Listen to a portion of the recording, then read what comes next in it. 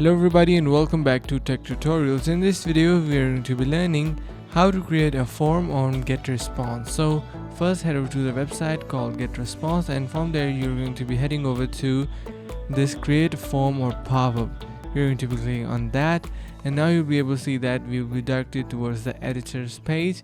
Just wait for a couple of seconds until Getresponse is loading, and once it's loaded you'll be able to see that we can completely edit the changes. So just wait for a couple of seconds and you can see it is loading, now it is asking how to display your message. So you can click on in a pop-up and click next. Now you'll be able to see that we have some tools and some options on the left side of our screen.